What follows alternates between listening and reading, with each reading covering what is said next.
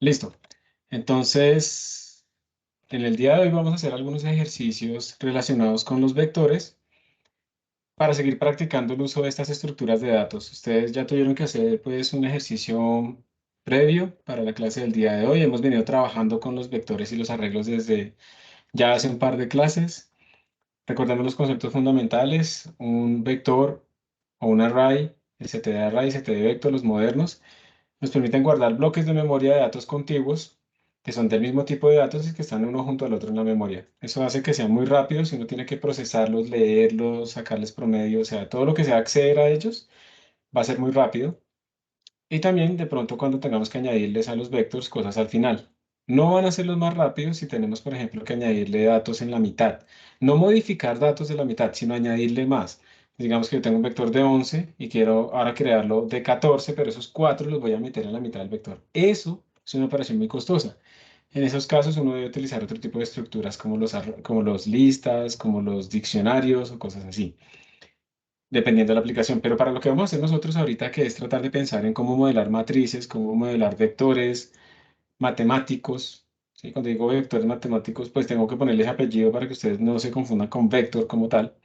Pues entonces tenemos que pensar en cosas contiguas en memoria y por lo tanto el modelo que nos dan los arreglos, stdarray, stdvector, pues es lo más útil.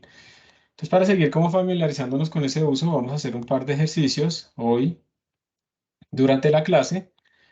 Y esos ejercicios están aquí en el capítulo 11, entre comillas, es donde vamos nosotros en este momento.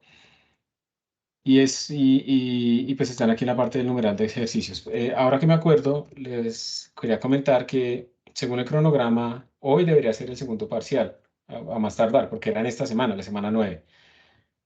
Pero normalmente el segundo parcial debe incluir cosas de los vectores, digamos, esa es la idea que tengo en la cabeza. Entonces, en el programa calendario decía semana 8 o 9, o sea, la semana pasada o esta. Entonces lo pasé a semana 10 u 11, o sea, las que sigue o la que le sigue a la que le sigue. Entonces, ténganlo en cuenta, mejor dicho, el énfasis va a ser en cosas con vectores o cosas con matrices, que lo queríamos la otra semana. Muy básico de todas maneras, pero el énfasis va a estar ahí, como en manejar arreglos y algo de pronto de raíces o integración, ¿sí? Si quieren estudiar, ya saben, están las presentaciones que tienen aquí en este enlace. Ahí están todas las presentaciones que tienen ejercicios sacados de libros de cálculo numérico. En las partes finales de las presentaciones, los mismos libros de cálculo numérico, ¿sí? También ahí ustedes se encuentran. Y como pueden pues, notar, en algunos de estos casos también ponemos algunos ejercicios, pongo algunos ejercicios al final. Entonces, no es tanto como estudien estos 10 ejercicios que ahí va a salir el parcial. No, ¿sí? Eso no tiene sentido. Pero sí es practiquen con esos ejercicios de tal manera que podrán aplicarlos en otro tipo de contexto. Bueno, volviendo al tema de hoy, entonces vamos a comenzar con este ejercicio, calcular la norma de un vector. Entonces, la idea es, van a hacer un programa que va a llenar el vector. El tamaño del vector se va a leer desde la línea de comando. Leer el tamaño desde la línea de comando. Lo segundo que van a hacer es crear un vector de ese tamaño y llenarlo con la fórmula término subécimo igual a 2 por i más 1. Vamos a llenarlo con eso. Y lo tercero es que van a calcular la norma típica de los vectores, sumar los elementos al cuadrado y sacarle la raíz cuadrada. Calcular la norma e imprimirla. Entonces, leen esto, crean el vector, lo llenan, esto lo van a hacer con una función que recibe el vector por referencia para que lo pueda modificar. Y esto también lo van a hacer con otra función que recibe también el vector por referencia, pero constante, porque ahí no lo va a modificar, y que puede imprimir ahí la norma o que puede retornarla y se imprime desde la función main, así como quiera. Esto es lo que vamos a hacer en este primer ejercicio. Lo voy a copiar acá y cuéntenme si tienen alguna duda o si quedó claro. Profe, Bueno, ¿puede más bien, si tienen explicar? alguna duda. Diego, Profe, qué pena, ¿puede explicar de nuevo cómo es que se llena, por favor? eso es lo que ustedes tienen que hacer, llenarlo. Ah, la fórmula.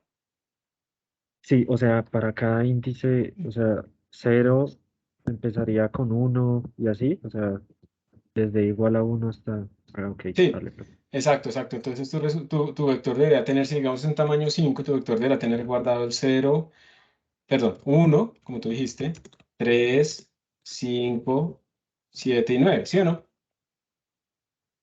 Vale, perfecto, sí, señor. Eso corresponde, exacto, listo. Vale, eso corresponde al índice 0, al índice 1, al índice 2, 3 y 4. Bueno, Eh, eso es. Sí, que respondí a tu pregunta, ¿cierto?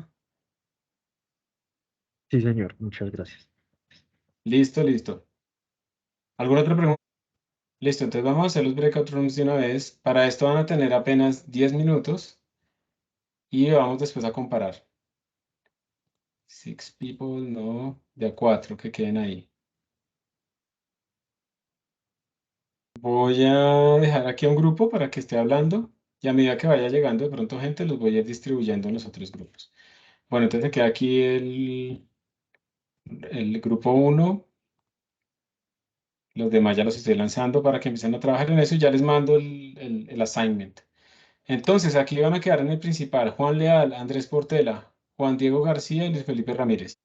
Listo, chicos. Ya quedaron ustedes cuatro, entonces, por favor, ¿quién va a compartir? Hola, ¿alguno puede? Juan Diego García dice que... Bueno, Profe, yo tampoco. Sí, el bueno, celular. si quieren yo comparto entonces. Muchas Mm, gracias. listo. Entonces, creo que nos basemos en esta. ¿Qué es lo primero que hay que hacer? Pero utiliza Vector, ¿listo? No Array, sino Vector. Ah, listo, listo. ¿Cómo lo llamamos? ¿Web? Pero ahí lo lees de la ventana de comandos, que es lo que tiene el problema. Sí, el... Ah, pero esto es un array. Mm, es resize, ¿verdad? Sí. Y entonces aquí sería n, digamos. Y n sería la que entra desde la línea de comandos, ¿sí? Sí. Aquí como es argc, coma, Int eh, argc, c, coma, char, char, espacio, dos asteriscos, c, arc, v. argv. Sí. Entonces Listo. ahí tiene que poner algo así como const int n igual statoy. Ah, sí, tienes razón. st de dos puntos atoy, ¿sí? Ajá.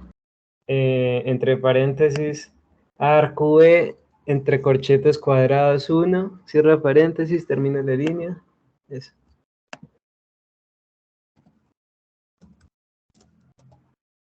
Listo. Así iría, ¿no?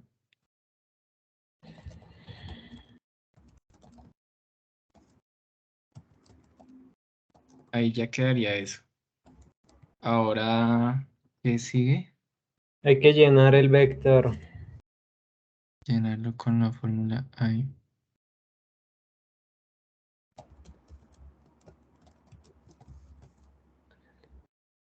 ¿Cuál es Aquí la tengo. fórmula?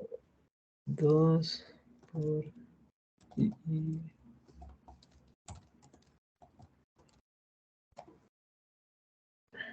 Esto, no sé si esto se puede así. V de i igual. Sí, eso se puede hacer.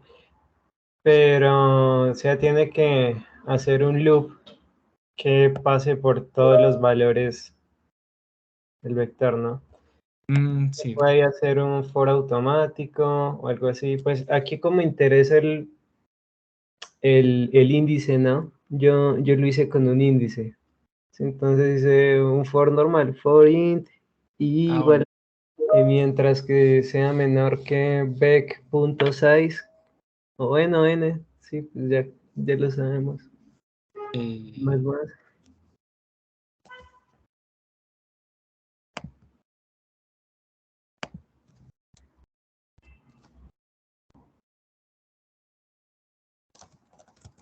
¿Cómo es la fórmula? Y Es 2 por i más 1.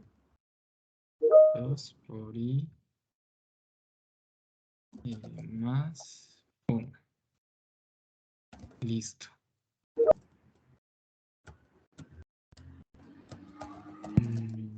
Hola, lo siento, acabo de llegar. ¿Qué estamos haciendo? Hola. Estamos haciendo un ejercicio que propuso el profesor. ¿Por qué nos pondrá esto? Eh, ¿Qué pondrá qué? esto de acá, este error. Es un warning. Sigue adelante y después lo interpretamos. Ok. Y Adriana, lo que se está haciendo es un ejercicio. Yo te asigné a este room. Entonces, por favor, ahorita la ponen a ella también. Se está haciendo calcular la norma de un vector. El primer ejercicio que tenemos allí propuesto en la página web. Entonces, tiene que leer. Si quieres, mira el chat. Ahí está el enunciado que son 3 punticos. Ok.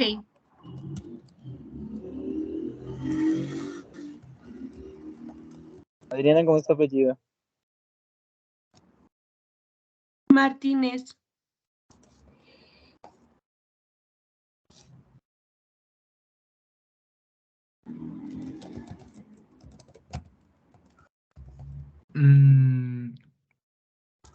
Para hacer la función tendríamos que entonces que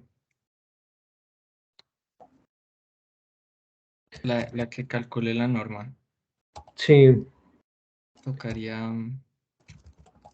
Juan, ¿Leal es tu apellido? Sí,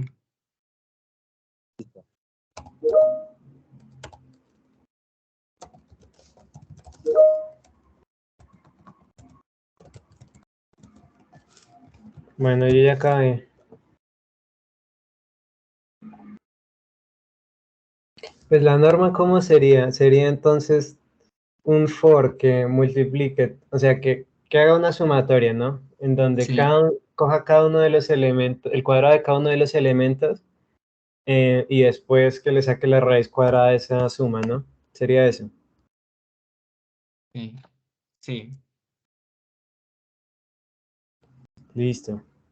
Entonces, bueno, Y ahí sí puedo usar un for automático si quiere, o puedo usar for each, o... aquí es con 2 puntos, no recuerdo. no tiene que dar, eso auto, pero tiene que darle un nombre a la variable. Llamémoslo. Póngale, por ejemplo, i, x, o lo que sea. Lo que sea, Bueno, sí, póngale. llamémoslo X. Ahí sí 2 puntos. Y. Y solo Solo un dos un puntos. 2 puntos. Solo una vez. Sí, y Ujú. ahí pones el nombre del vector. Entonces aquí sería W. Entonces hacemos la suma, ¿cierto? Les paso por el chat lo que... Bueno, sí, eso. La suma... No, pero tiene que definir la suma arriba. O sea, la variable en donde va a guardar la suma la tiene que definir antes del for. Sí, tienes razón.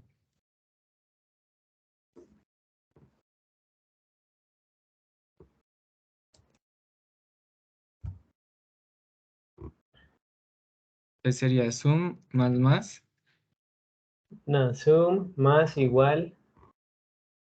Entonces ¿qué? sería X cuadrado, ¿no? Sería, sí, x por x. Ajá. Eso. Termino la línea y listo. Y al final lo que tiene que hacer usted es coger esa suma, esa variable suma que ha guardado la suma y sacarle la raíz cuadrada, ¿no? Ajá. Pero eso ya Entonces. para entregarlo, ¿no? Entonces coloca el cout, ¿no? Uno lo puede hacer de una vez ahí. Si quieres. Bueno, sí, también En podría lo que lo ser. lee, literalmente en lo que lo lee y ahí coloca ahí el SQRT, eso, tal cual, ajá. 2 rayitas y otra vez el STD para que sea eso, tal cual. Ujú. Y ahí sí el square de la Ujú. suma, muy bien. Ujú. Eso es. Y al final colócale un enlace N para que lo termine aparte. No hemos incluido la librería CIMAC. Creo que es así la librería, ¿no? Ya, listo, ahora sí. Lo que no entiendo es este error de acá. ¿Será que es por lo que es constante? Pero... No, eso no debería. No. Córrelo, a ver qué te dice. ¿El constante? Ahí no es una coma, es un punto y coma. Tienes razón, sí. Listo, ahora sí. Pues compile. No sé qué tamaño el vector que dicen. 2. 2. Chiquito para probar, sí. La norma del D2 debería ser, entra en 0, el primer vector sería 1 y el segundo Ujú. 3, ¿no? Segundo 3, ¿cierto?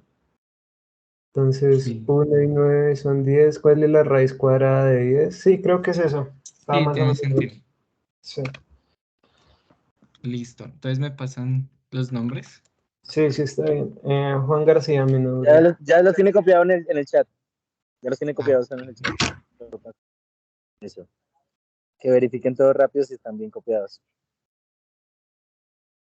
Aquí. Sí, está bien. Sí. Por el mío está bien. No, espera, el de Rodríguez, cámbialo por Ramírez. Es el único que está mal. Sí. Felipe Ramírez. Creo que es así. No sé si ya te leí.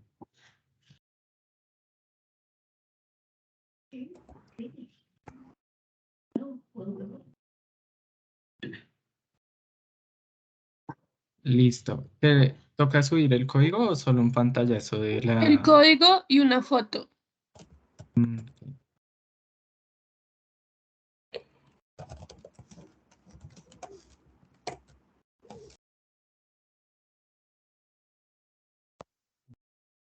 O sea, foto del el código como tal en formato CPP y, ¿cómo se dice? Y la foto de la compilación.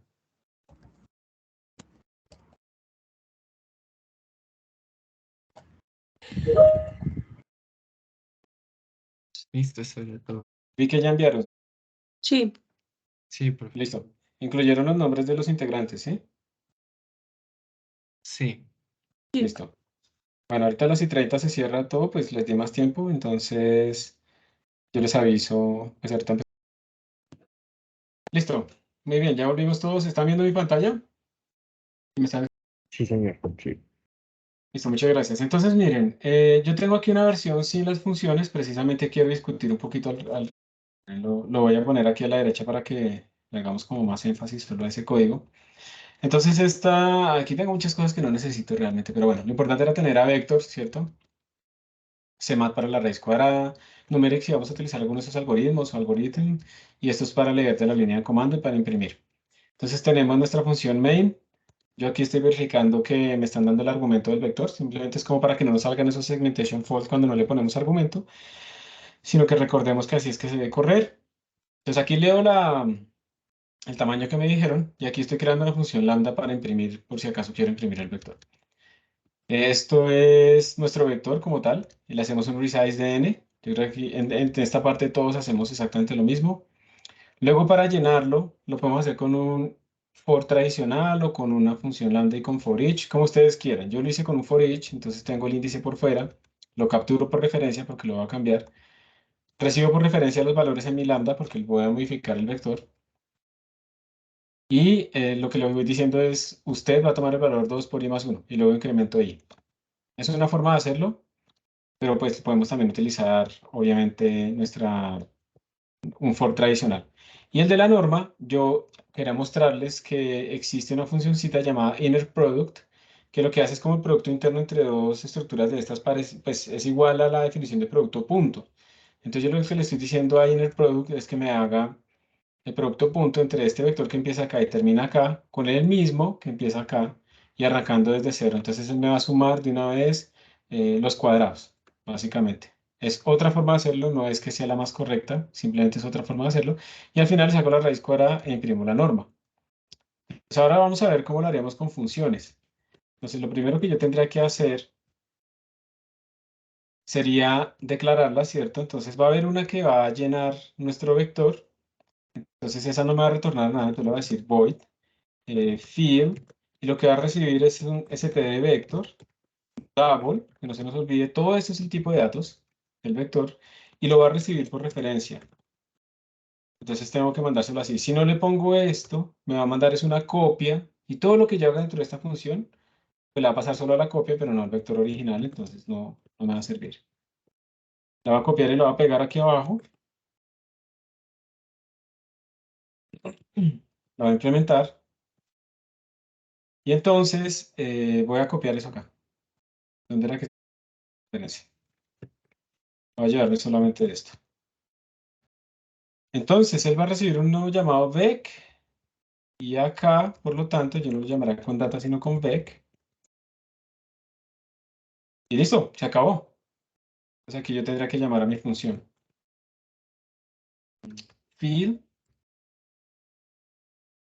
Y va a recibir a data. Ya lo convertí en una función. Y ahora lo de la norma. Entonces va a crear una otra función. Y una cosa importante. La norma debería recibir esto por valor o por copia. Bueno, más bien. La norma va a modificar nuestro... Pues no, No, ¿cierto? Entonces, si no lo va a modificar, uno podría estar tentado a hacer esto, a pasarlo por copia. Pero chicos, eso es muy mala idea, porque aunque ahorita estamos jugando con vectores de un dato, de 10 datos, y no pasa nada, eso no se nota. Cuando tengamos vectores de 10.000 datos, de 100.000, de 1.000.000, se va a notar cuando hagamos una copia de eso. Y se nos va a poner lento el computador y va a ser muy ineficiente. Entonces lo vamos a pasar siempre por referencia. Pero si yo no quiero que me lo cambie, entonces lo vamos a pasar con una referencia constante.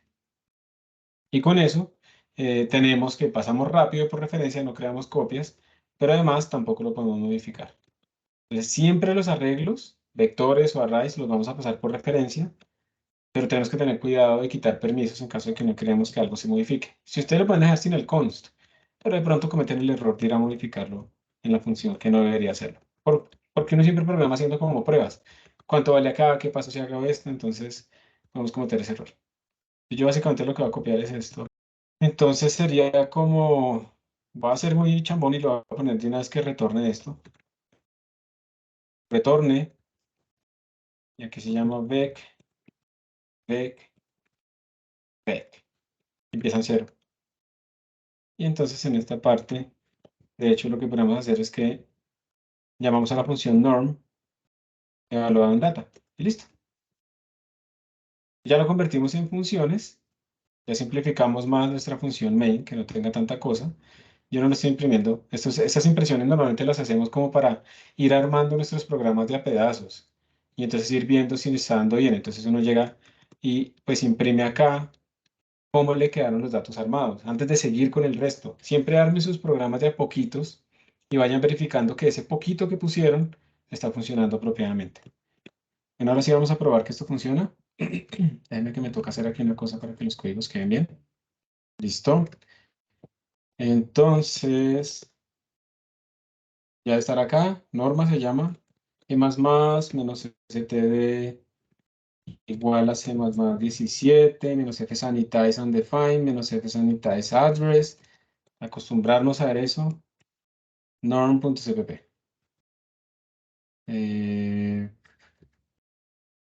Está saliendo. Inválido para nuestro binary expression, norm data, norm. Debe ser que haya alguna función que se llama norm dentro de esta. Esperen a ver. Con cct vector. A ver. Ah, porque yo aquí le puse que no retornaba nada. Double y double. Siempre, cuando tengan errores de programación, siempre en el compilación, siempre váyanse al primer error, que normalmente ese causa muchas más cosas, muchos más errores, ¿sí? Entonces siempre váyanse allá. Aquí todavía me está generando errores. Ah, porque no le guardo. Listo. Y ahora, miren todo lo que me salió de errores, un montón de cosas, pero era simplemente que mi función no estaba retornando un double, sino que decía que era void. Y ya. Siempre vayan a mirar desde el primer error y van arreglando desde ahí. Entonces ahora lo voy a ejecutar con 1 y me da 1, lo voy a hacer con 3, me da esto, Lo va a hacer con 10, lo va a hacer con 100.000, y ahí está. Esto es 10 millones. Y ya, no me voy a poner a molestar. Bueno, 100 millones. Les voy a mostrar algo, y es que si ustedes en Linux o en Mac preceden sus comandos con este comandito, les va a salir en la pantalla una estimación del tiempo que se demoró. A veces a uno le interesa ver cómo su programa va aumentando el tiempo en función del tamaño del sistema, por ejemplo. Entonces, miren que aquí se demoró 8.89 segundos. Básicamente tuve 99% de una CPU, ¿sí? Entonces tuve más o menos ese tiempo. Miren esto que voy a hacer. A ver si de pronto... ¿Alguien ha visto esta bandera en el compilador? Eso es una O mayúscula y un 2. ¿Alguien ha visto esto alguna vez? Listo, parece que nadie. Eso es una bandera de optimización. Una cosa chévere de C++ es que el compilador puede coger el código de uno, analizarlo y tratar de optimizar el código que uno escribió de tal manera que se ejecute más rápido sin que uno cambie el código fuente. O sea, el código fuente que sea claro para nosotros y el compilador que se encargue de optimizar para la máquina, que optimizar para la forma en que escribe las cosas y demás. Esta es una bandera de optimización de nivel 2. Entonces ya terminé de compilar, voy a volver a ejecutar. Vamos a ver si tiene algún efecto. Miren, miren esto. Pasamos de una cosa que se demoraba 8.89 segundos a una cosa que se demora un segundo. Ganamos un orden de magnitud en la ejecución.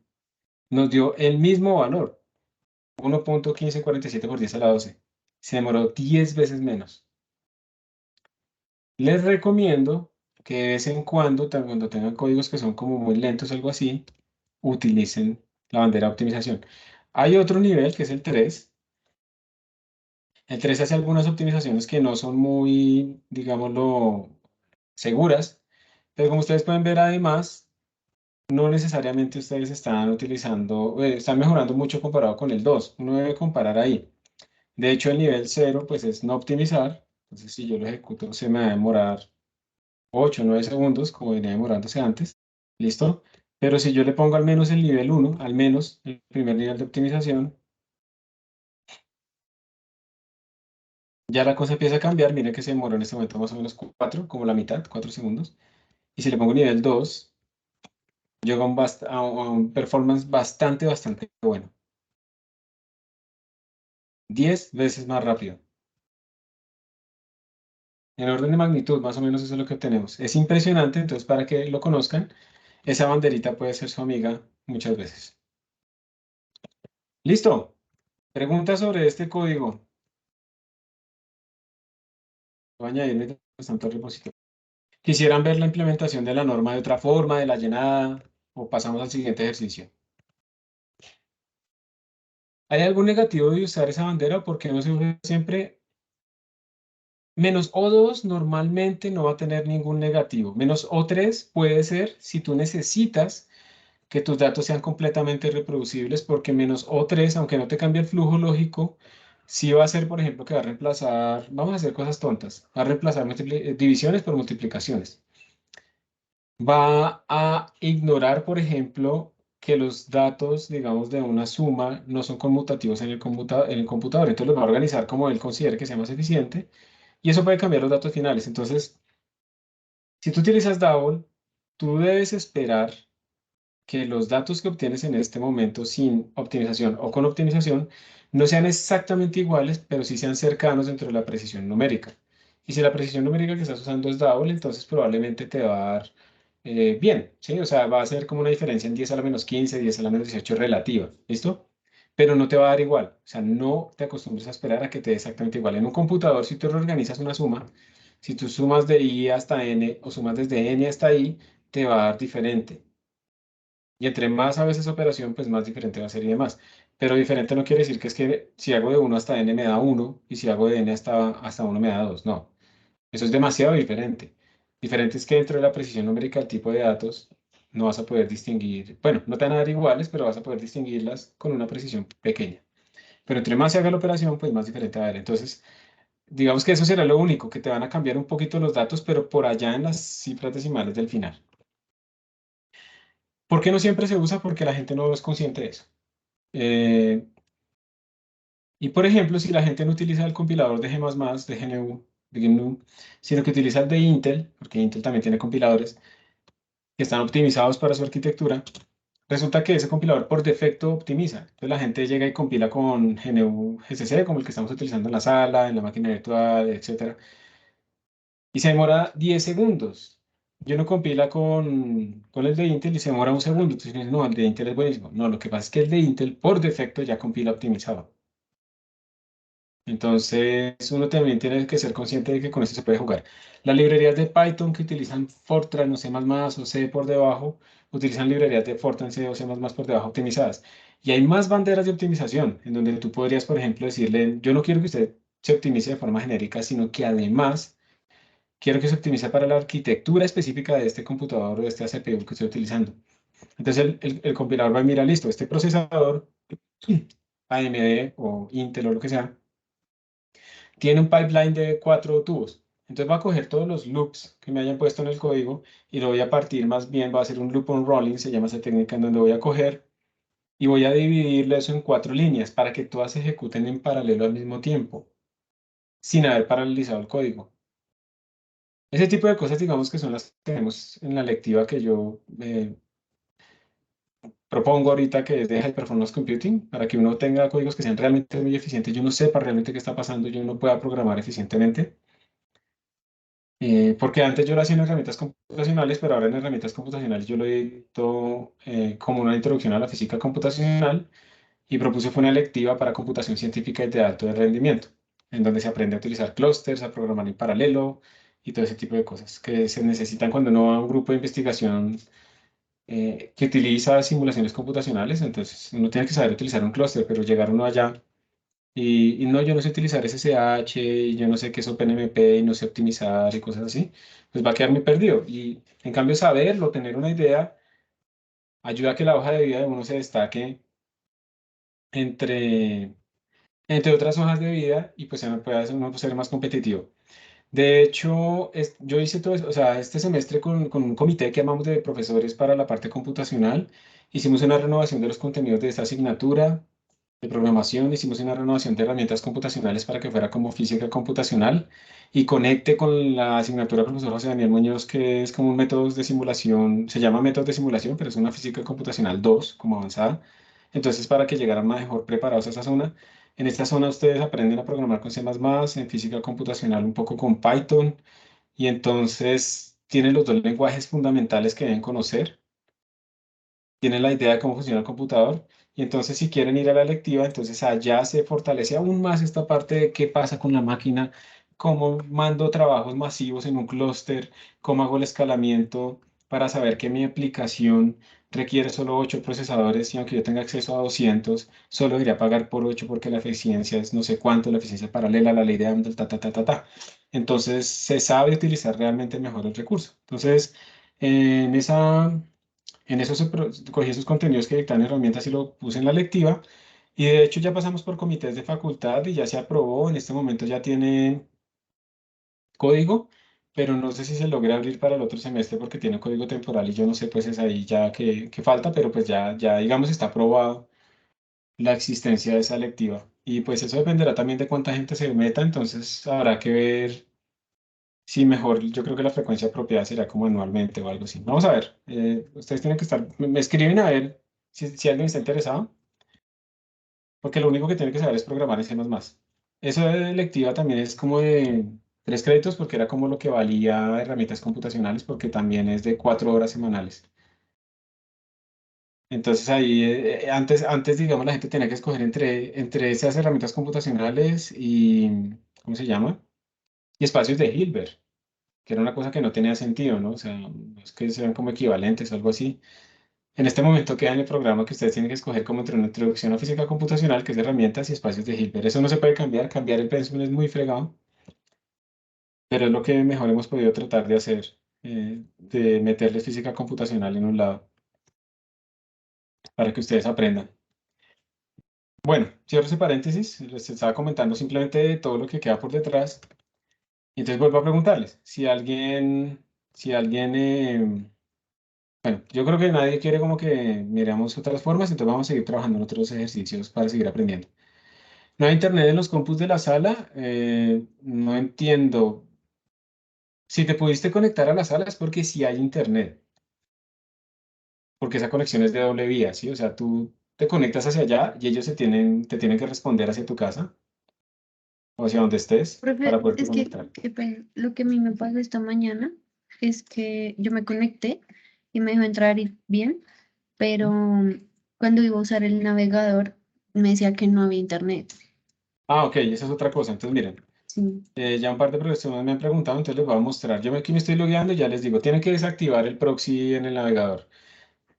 Voy a revisar si les puedo desactivar yo eso, pero por ahora para que ustedes lo puedan resolver, ya vamos a entrar y les muestro qué hay que hacer. Entonces ya te respondo esta pregunta, ¿listo?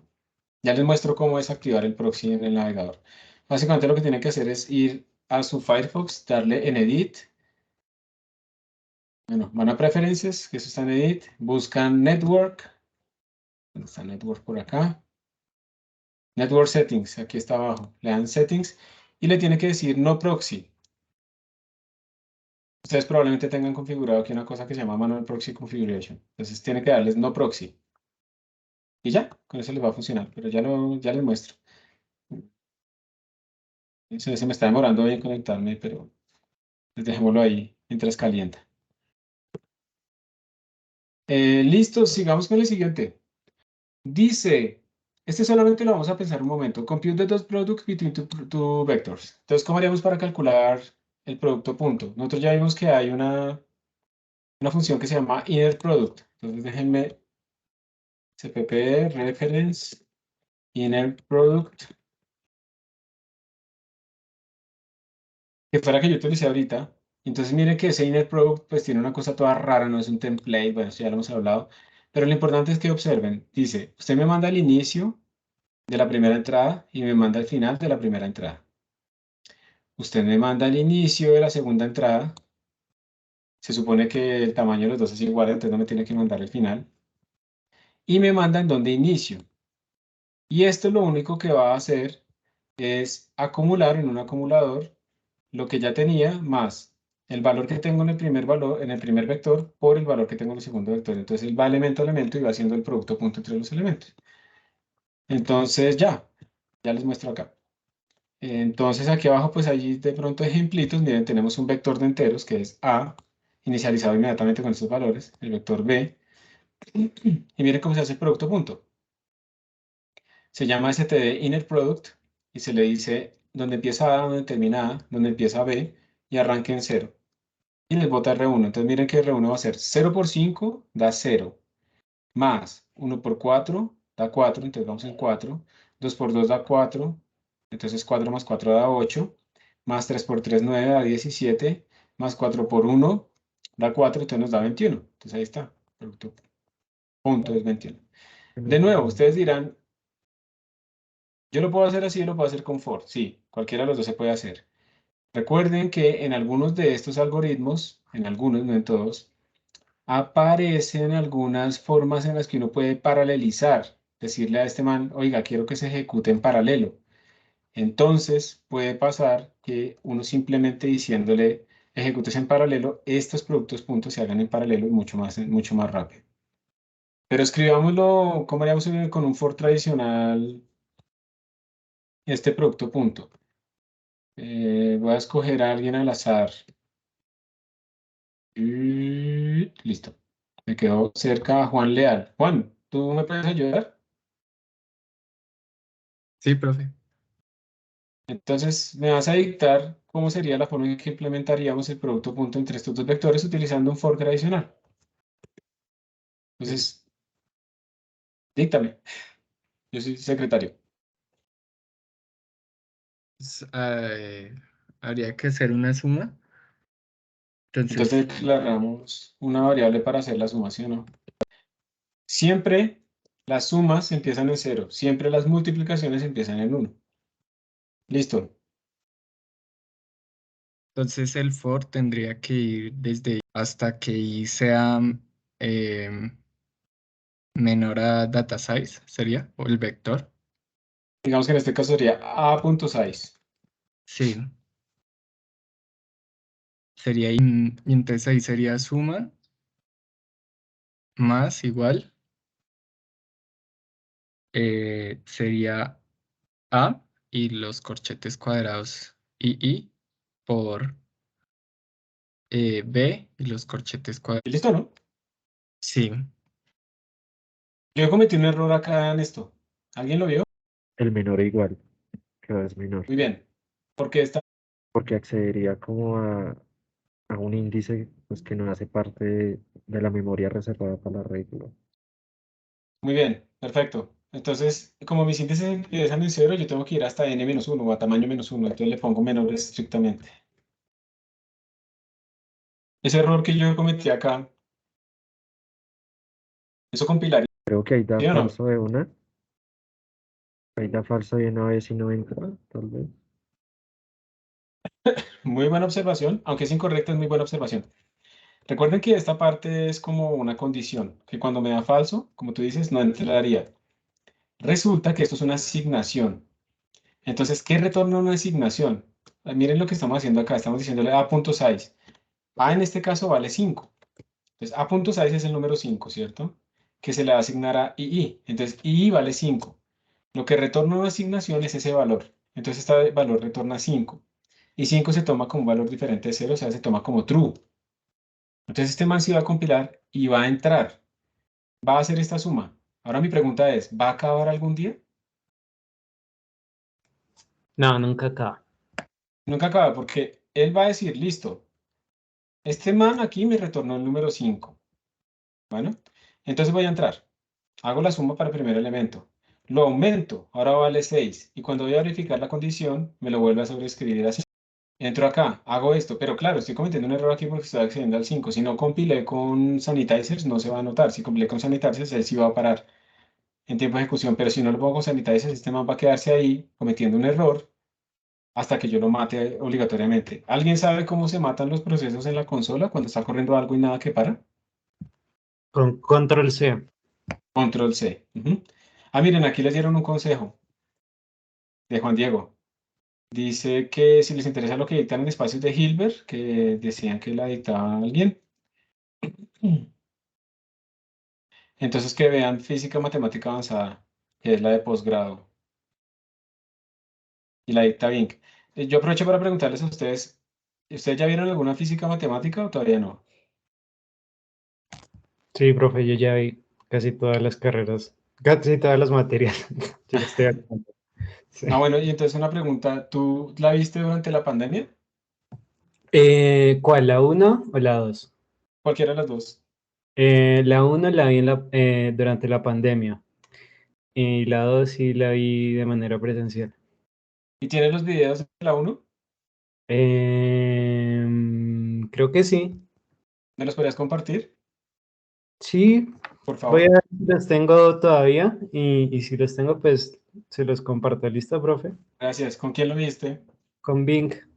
Buenísimo. Me encantaría poderlos ver, porfa. Es que tengo que Bueno, recordar algunos conceptos y qué mejor que pues ver las materias. A mí me dio pesar que, digamos, todos esos videos se perdieron. Debimos haber hecho como una biblioteca de clases con todas esas clases que se grabaron y pues que los estudiantes si querían, por ejemplo, no pueden ver, van a ver la física computacional, las herramientas computacionales, si no pueden ver la otra, pero les interesa, pues que pudieran, pues ver el material, ¿sí?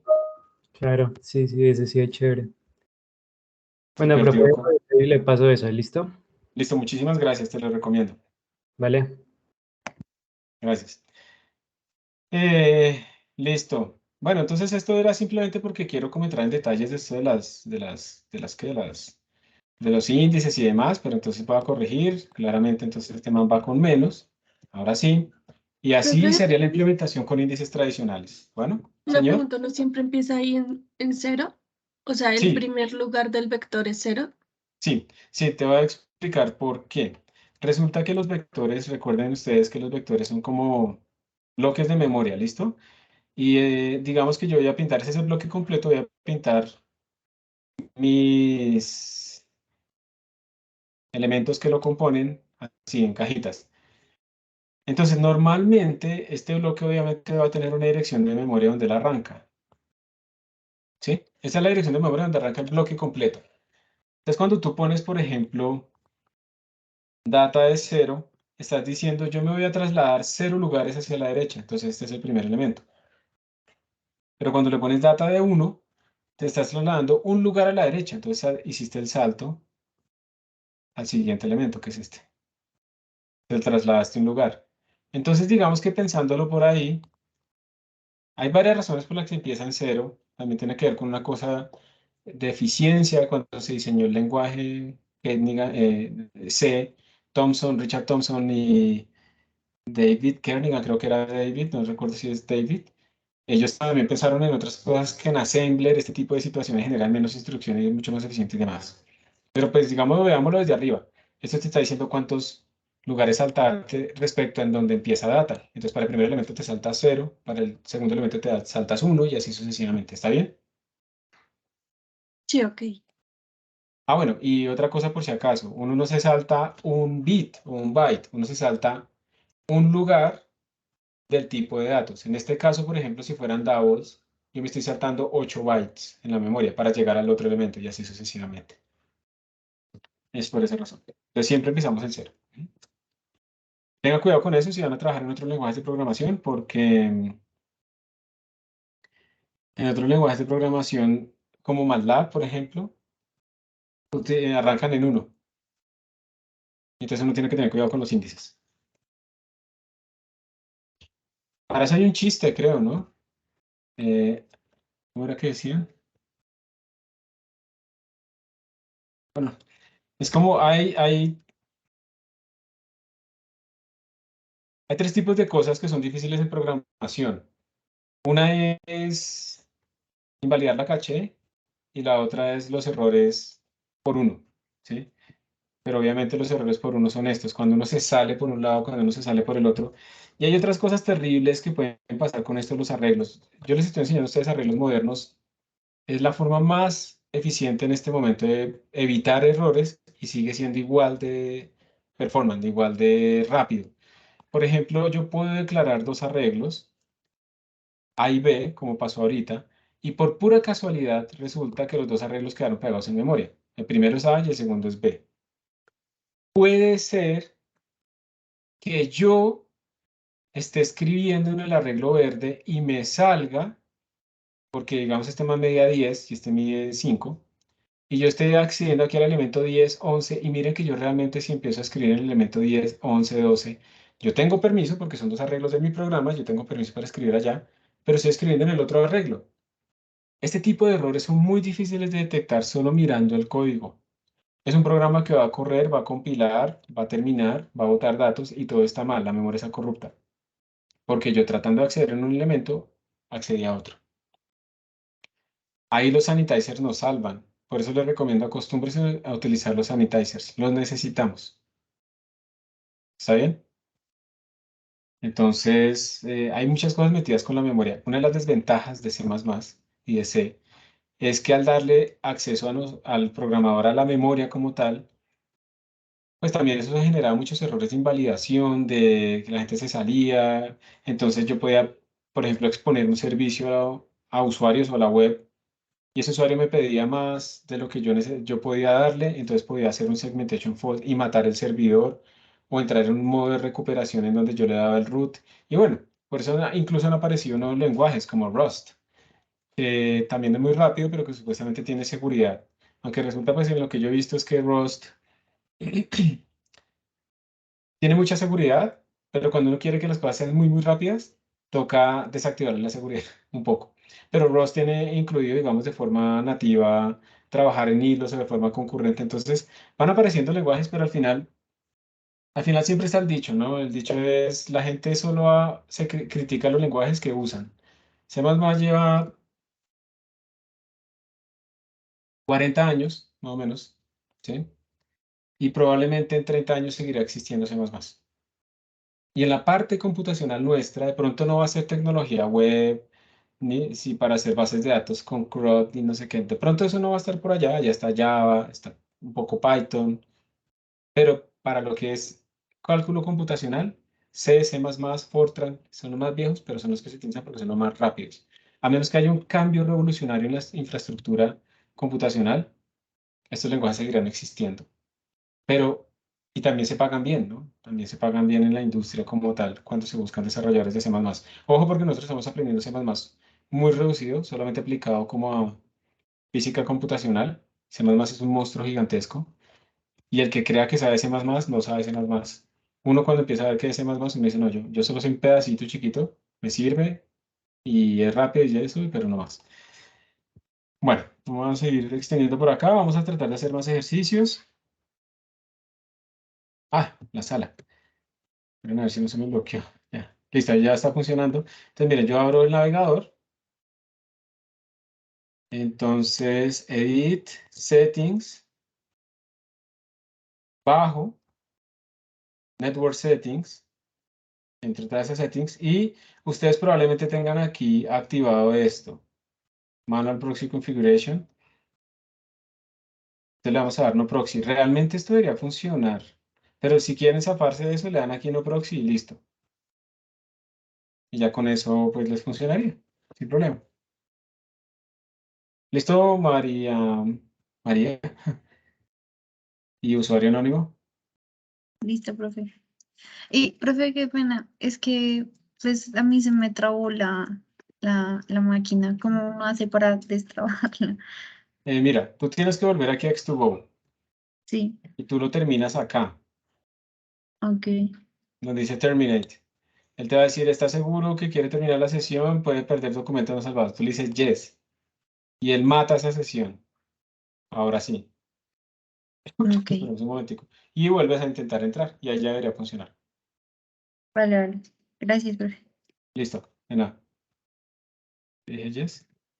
Bueno, listo. Volvamos entonces acá.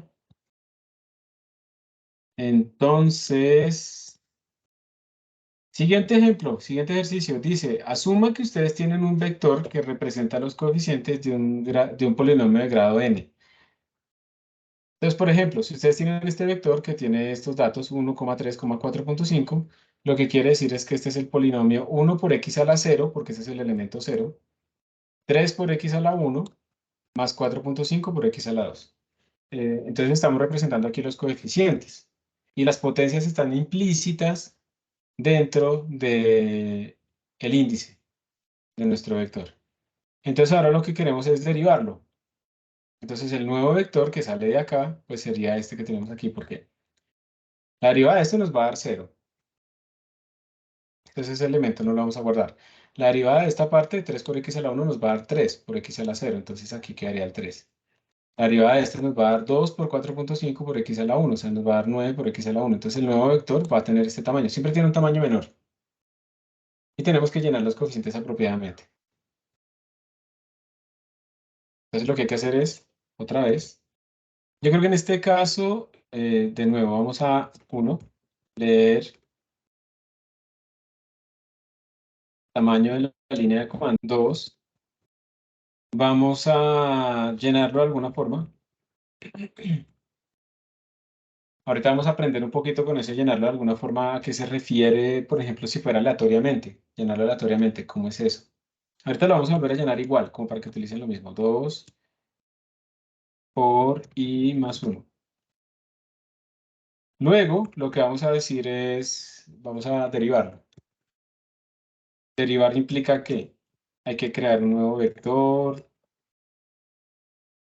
y llenarlo apropiadamente. Es la regla que ustedes tienen que pensar.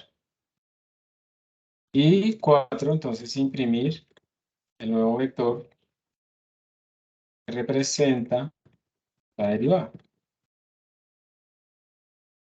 ¿Preguntas sobre lo que hay que hacer? Una pregunta, ahí cuando la derivada es 0, ¿hay que quitar como reducir el tamaño del vector que sale? O... Sí, sí, sí, sí. Porque pues digamos este 0 ya, pues tú lo puedes sumar a este 3 y te va a quedar igual 3 por x a la 0. Este primer elemento se nos va, ¿no? No nos sirve. Ah, ok, profe, gracias. ¿Algún otro? Listo, este es el segundo ejercicio que tienen que resolver. ¿Listos? Y listo, vamos a abrir breakout rooms. Aquí hay 2 personas que no están asignadas, entonces los voy a asignar para que queden todos los grupos de A6. Entonces este se va para el 1, este se va para el... Listos. Y voy a dejar ahora acá, en la sala principal, al grupo 3. Diego Boyacá, Juan Navas, Daniela, Santiago, Carlos y Nicolás. Y se van a ir los otros dos. Están pendientes. Hola, comparto de nuevo. Sí, por favor. Pues la primera parte de la función que hay para como lo del 2 y más 1. Y de una vez, si quieres arriba, crear como el tercer vector, como el de derivar. Y la variable de norma también la puedes quitar. Creo que quedaría data i igual a i por data i. Si lo multiplicas por el nombre del vector, sí, tienes razón. Ustedes son todo por telepatía. Muestra, a ver. Déjame ver un momentico. Ok. Utilizaron un pushback. Listo. ¿Ya terminaron entonces? Entonces, a ver, 3, 10, 21, 36. Listo. Sí, ahí se ve bien. Bueno, listo. Entonces, mándenlo muy bien. No olviden los nombres de los... Manda un pantallazo por el WhatsApp. Ven a ver si los nombres quedaron. Por el WhatsApp, no por el. Listo. ¿Me pueden confirmar, por favor, que están viendo la pantalla y me escuchan antes de ponerme a hablar ahí? Sí, profe. Gracias. Entonces, pues vamos a mirar de pronto una realimentación de este código. Yo básicamente utilicé el mismo que teníamos antes. Entonces tenemos aquí el field y tenemos una nueva función que es deriv. Yo la puse void porque no me va a retornar nada. Este tipo de problemas son típicos problemas que también, por ejemplo, aparecen para el parcial. Entonces lo que se les pediría sería calcule la derivada y reciba un x y calcule entonces el valor de la derivada en ese x. Entonces tendría que hacer esto que tienen acá, pero además poner otro argumento que es un X y pues hacer eso, la gráfica, bueno, lo que se les pida. Esos son los típicos problemas, por eso me gusta pues enfatizar que por favor hagan tanto de libros como estos que se están dejando así como ejemplitos. Entonces mire que yo llamo a la función llenar data, bueno, fill, y después la función derivar. El llenar data lo dejé igualito, 2 por i más 1, y el derivar, pues yo lo implementé de esta manera, no es que sea la única forma. Tengo una función lambda para imprimirlo solamente porque yo quería ver qué estaba dándome. Le pido que me imprima los datos originales. Y lo que hice fue crear un nuevo vector que lo llamé vecderiv. Ese nuevo vector tiene el tamaño -1 porque vamos a perder el coeficiente constante del vector original. Y lo que hice fue recorrer ese vector nuevo y él se va a ir llenando con el coeficiente que yo tenía más adelante en el vector original. Entonces lo que estaba en 1 le corresponde al 0, lo que estaba en 2 le corresponde al 1 y así sucesivamente. Y lo multiplico por la potencia correspondiente. Cuando uno deriva, pues baja esa potencia. Y listo, eso es, digamos, la forma de hacerlo. Lo hice con índices, es más fácil, me parece a mí en este caso, porque tengo que tener, digamos, los índices no son iguales para los dos vectores, entonces es mucho más fácil controlarlo de esta manera que por automático, cosas así. Y luego lo volví a imprimir. Entonces aquí tengo la ejecución para algunos de los casos. Como pueden ver, digamos, si le tengo originalmente 2, el polinomio original es 1 por x a la 0 más 3 por x a la 1 y el nuevo derivado va a ser 3 por x a la 0. Si tengo tres datos ahora, entonces tengo este polinomio 1, 3, 5, 1 por x a la 0, 3 por x a la 1, 5 por x a la 2 y la derivada entonces me va a dar 3 por x a la 1, 3 por x a la 0, perdón, más 10 por x a la 1, ¿cierto? Que sería derivar 5 por x al cuadrado, me da 10 por x a la 1. Y así sucesivamente. ¿Preguntas en este punto? Ninguna pregunta. Listo. Seguimos entonces pensando aquí con más problemas. Aquí uno dice calcule el mínimo de un vector. Entonces lo que tenemos es otra vez un vector, su tamaño lo llenamos de alguna forma, y ya les voy a enseñar cómo sería, por ejemplo, llenarlo de forma aleatoria, pero lo llenamos de alguna forma y vamos a calcular el valor mínimo. Entonces aquí se escribió una función llamada min que nos va a retornar ese valor mínimo. Pero pues aunque ustedes pueden ver el código fuente de esto, tratemos de pensar cómo sería el pseudoalgoritmo para calcular el mínimo de un arreglo. Entonces voy a tratar de escribirlo acá sin ver el código fuente que está ahí abajito. Pues para poder ver el mínimo, para poder calcular el mínimo de un arreglo, pues uno lo que tiene que hacer es recorrer el arreglo, ya sea con un foro automático o lo que sea, verificar y el valor que tengo en este momento en mi recorrido es menor que el que yo he calculado como mínimo. Entonces, en ese caso, el mínimo va a ser igual a ese valor. Y ya. Y tengo que recorrer todo el arreglo porque yo sé que no puedo asumir que esté ordenado o alguna cosa de esas. Si estuviera ordenado, pues, dependiendo de cómo esté ordenado, fácilmente será el primero o el último elemento. Pero la pregunta, entonces, para ustedes es ¿en qué empiezo este valor mínimo? ¿Qué valor le darían ustedes a este mínimo? 0, 1, -1.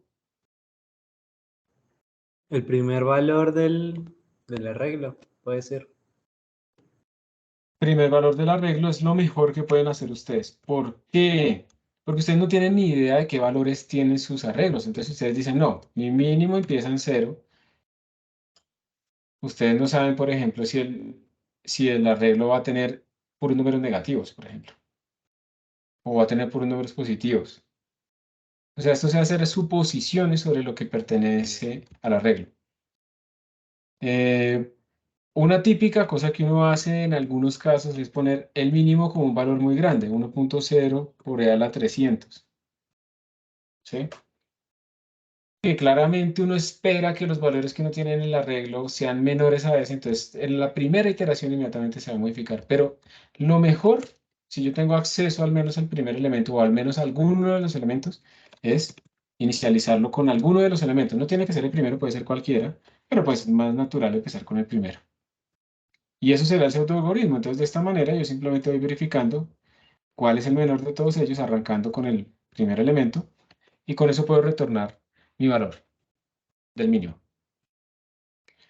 Hay una pregunta parecida que se llama calcularle argmin. El argmin lo que quiere decir es cuál es el índice o la ubicación del menor elemento. Entonces, en este caso, pues uno lo que puede hacer es argmin, que sería un entero, igual a 0. Vamos a empezar con el 0. Entonces acá uno diría, si el valor es menor que el mínimo, mi es igual a val, perdón, pero además argmin igual al índice que yo llevo en este momento. Y como estamos recorriendo ahora con índices, este recorrido ya no lo podría hacer con foro automático, sino recorrer con índices, ¿sí? Aquí sí me tocaría un 0 menor o igual que i menor que size. Porque claro, estoy accediendo a una ubicación, entonces el foro automático ya no me serviría a menos que yo manejara la ubicación con un índice externo o algo así. Esto es lo equivalente.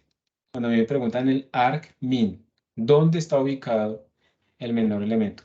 Esto del argmin, yo nunca lo vi en programación, pero cuando estaba haciendo programas de análisis de datos y analizando las simulaciones y demás, me aparece mucho este tipo de necesidades, ¿dónde está ubicado? Por diferentes razones.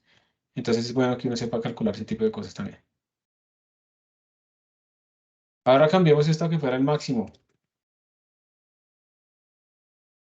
¿Qué cambié? ¿Qué me faltaría cambiar en todo esto? El if, pues se les pasar de un menor a un mayor. Mayor, muy bien. Y ya. Pero una pregunta. ¿Qué pasa si yo tengo un arreglo lleno de 10? El argmax, ¿cuál debería ser? 0, 1, 2, 3, el último. Si todos valen 10. Pues al final retorna el primero. Eso toca definirlo, exacto. O sea, toca definir una convención. Si todos valen igual, entonces yo tengo que decir yo voy a retornar el primer valor máximo que encuentre. O el argumento del primer valor, la ubicación del primer valor máximo. Esas son las cosas que a veces hay que pensar para que las funciones que uno hace, pues digamos que como que cumplan lo que uno está queriendo cumplir. Si yo le pongo el valor mayor o igual, me va a retornar el último índice. Hay que tener cuidado con eso. Todo eso tiene efectos, aunque parece. Bueno, aquí está el mínimo. Entonces, como ustedes dijeron, el valor mínimo es igual a values de 0. Arranco ahí. Y como no me interesa el argmin o el argmax, entonces pues lo recorro con un for automático Le pregunto si es el menor valor, si es el menor, entonces sobrescribo mi menor valor y luego retorno el menor valor. Eso, pues digamos que no tiene más misterio.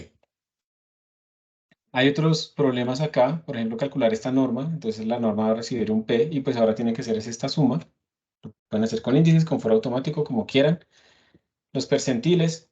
Pero quiero mostrarles antes de salir, quiero mostrarles cómo llenar un vector utilizando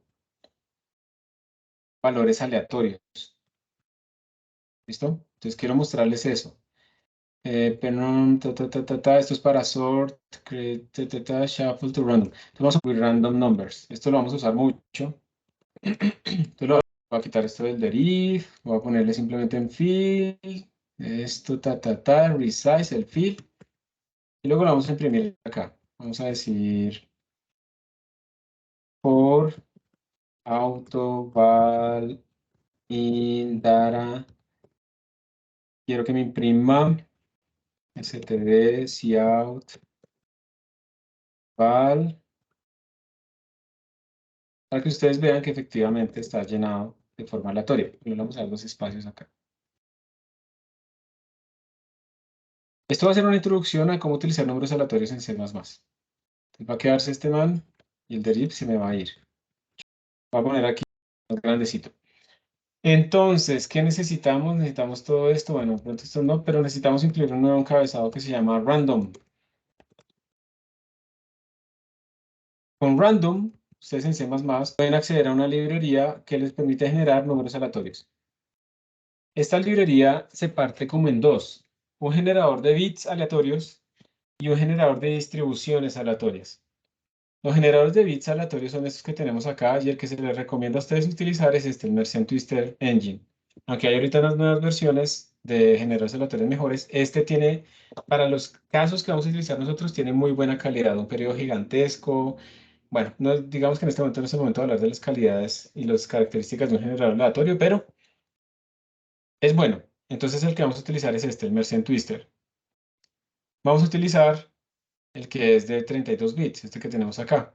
Hay una versión de 64 bits que tiene un periodo muchísimo más largo, da igual, pero vamos a utilizar este como por seguir como los tutoriales que están aquí. Entonces este es el que nos va a generar bits aleatorios. Y luego aparecen las distribuciones. Entonces aparecen muchas distribuciones, o uno utiliza teoría, digamos, de probabilidad para hacer la transformación, o uno puede utilizar alguna de esas distribuciones que ya están. Vamos a llenar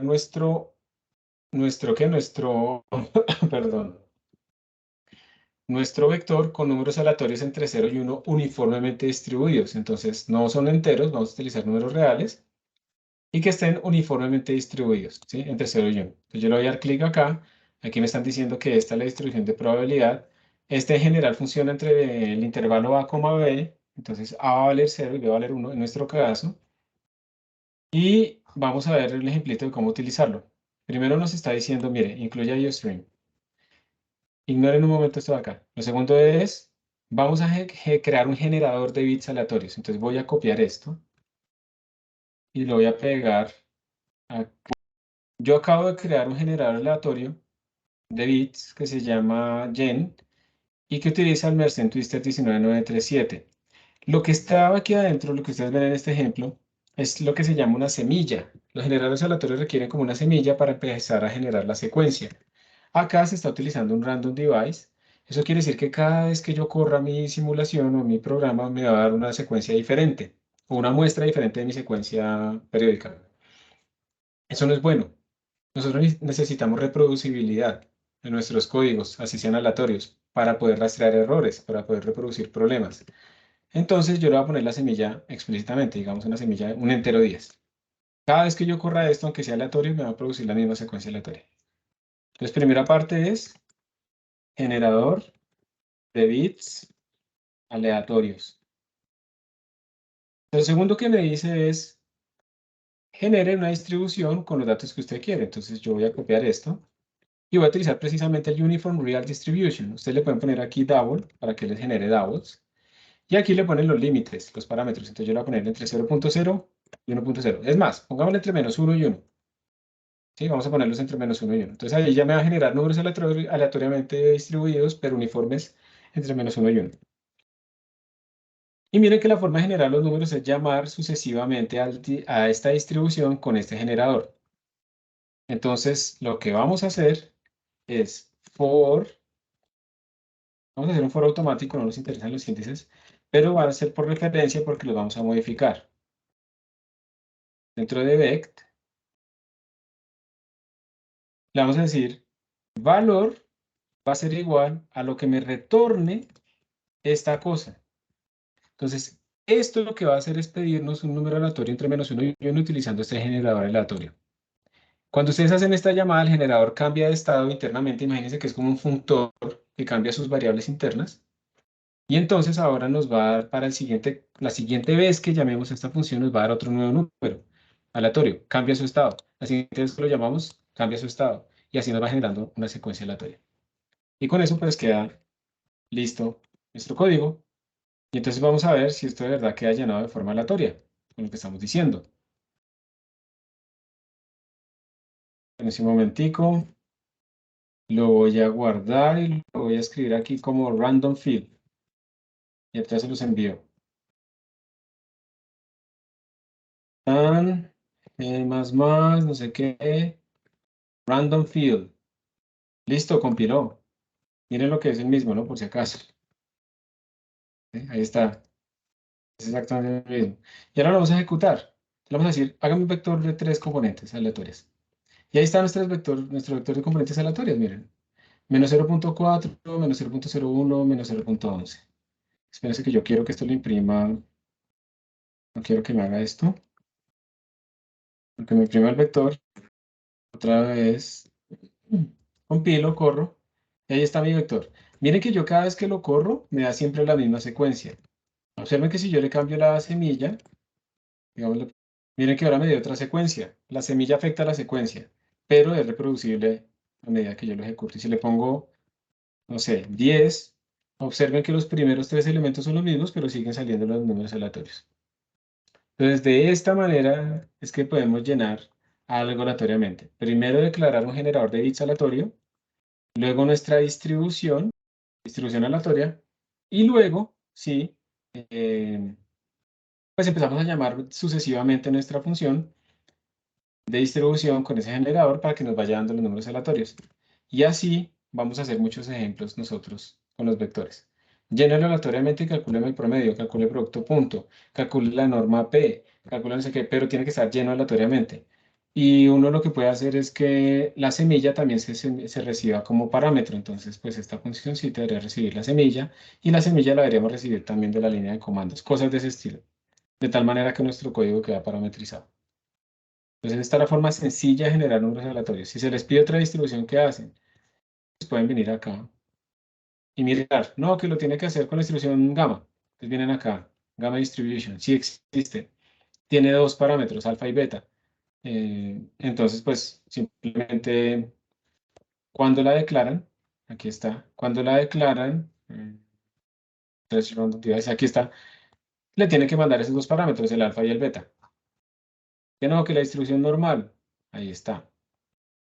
Tiene dos parámetros, mu y sigma. Entonces, de nuevo, cuando la declaran, le tienen que dar sus dos parámetros para inicializarla. Tengo una distribución que no está aquí. En ese caso, si la distribución no está acá, tiene que aplicar alguna técnica, de eso si alcanzamos lo vamos a ver cuando damos números aleatorios, ya a profundidad, para generar números con cierta distribución. Hay varias técnicas para hacer eso. Pues va a haber técnicas de transformación teórica, si se puede invertir la distribución acumulada o numéricamente, con un muestreo, digamos, de importancia. Y bueno, con esto terminamos estos ejercicios del día de hoy. ¿Alguna pregunta? Profe, yo tengo una pregunta. ¿Vale? Con respecto a lo de la llenada aleatoria, o sea, cómo funciona ese algoritmo, o sea, cómo C++ sabe cómo tiene que llenar, ¿sí? No sé. O sea, pues yo sé que es aleatorio, pero ¿Cómo sabe él que estos son números aleatorios entre -1 y 1? sí, o sea, sí, ¿cómo lo hace? Pues digamos que imagínate que este generador, a ver si entiendo tu pregunta, digamos que ese generador es como un funtor, pongámoslo así. Entonces tienes class MT19937 Tan, tan. Y adentro, él tiene como una función interna, podríamos decirlo, no sé, double o bits. Bueno, ese retorno es una cosa de bits, pero pongámosle double, operator, paréntesis, que no recibe nada, por ejemplo. Y digamos que este mantiene como una cosa que se llama int semilla, tiene como unos arreglos internos, int data, estos son arreglos primitivos, supongamos, tiene 10 cosas ahí guardadas, y él hace unas operaciones internamente. O sea, no sé si tú lo que me preguntas es cómo se generan los números aleatorios, de pronto, tal vez. Sí, Ah, listo. Entonces digamos que hay varias formas de generar números aleatorios. Eso es como meter no linealidad en las operaciones, pero digamos que el man va a tener unos parámetros y una de las formas que es el lineal congruente, pues puede ser como simplemente él coge un parámetro, digamos data de 0 por, vamos a ponerle aquí otro valor que es current, empieza digamos en 19, no sé, en un número primo. Normalmente estos parámetros son números primos que tienen que tener ciertos valores para que eso funcione bien. Entonces lo que va a hacer es data de 0 por current, será así, current igual a data de 0 por current más data de 1, esos son, digamos, dos parámetros que internamente define, pero esto módulo, vamos a poner todo esto, módulo, digamos, otro parámetro que él tiene internamente que es data de 2. Entonces, esto, tú escoges, los generadores escogen, digamos que hay mucho estudio detrás de esto, cuando veamos generadores aleatorios, pues puede darles más detalles, pero normalmente estos parámetros data de 0, data de 1, data de 2 se escogen de tal manera que genere la mejor calidad de números.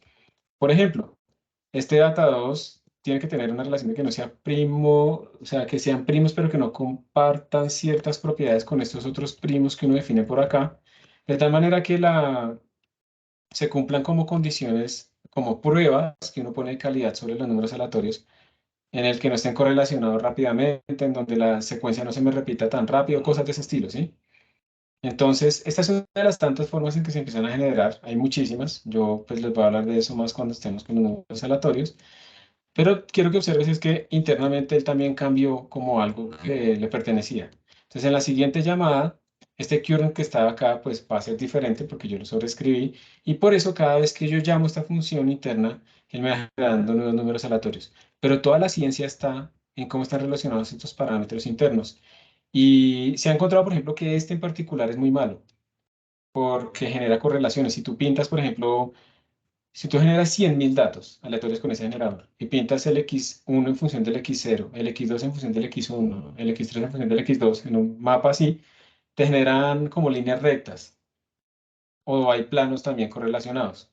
Entonces, lo que se hace es hacer que estos datos vengan también de forma aleatoria de otra tabla. Bueno, se empiezan a enredar las cosas para producir números aleatorios. Pero al final, digamos, en el fondo, yo creo que tu pregunta es muy fundamental en el sentido es cómo un computador que es predecible, que es predictivo, que tiene reglas numéricas que yo veo, cómo me puede generar números aleatorios, ¿sí? Es como por... listo, profe, Bueno, sí, gracias. sí, todo bien. Pero si es por ahí tu pregunta, es verdad que estos no son números realmente aleatorios.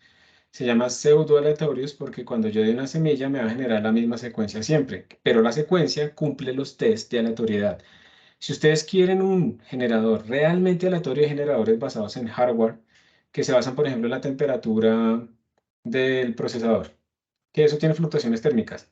O incluso hay generadores aleatorios de muy alta calidad basados en muestras radioactivas. Pero pues eso es para casos que uno realmente, por encriptación, por ejemplo, necesita una cosa que sea una fuente que realmente no que tenga correlaciones. Y eso es toda una ciencia, toda la parte que tiene que ver con encriptación, toda la parte que tiene que ver con datos para simulaciones de Monte Carlo, requiere unas pruebas sobre los generadores aleatorios que son mucho más fuertes de las que nosotros necesitamos en este momento. Entonces, por ahí hay mucha ciencia, pero es cierto, los computadores generan a partir de la no linealidad es que pueden generar números que aparentemente son aleatorios, pero pues al final no van a ser realmente completamente aleatorios, pero van a ser suficientemente buenos. Gracias por la pregunta, porque es una pregunta bastante importante. ¿Listos? Bueno, entonces, si no hay más preguntas, voy a mirar acá. Gracias por su atención. Feliz fin de semana. Nos vemos la siguiente. Gracias, profe. Hasta luego. Hasta luego, que esté muy ¿Cuándo bien. el lunes hay clase? Ah, este lunes es festivo, ¿no? Yo les voy a grabar la clase como para que no nos atrasemos tanto, bueno, y se las envío. Ok, listo. Listo, profe, gracias, hasta luego. A ustedes, que estén muy bien.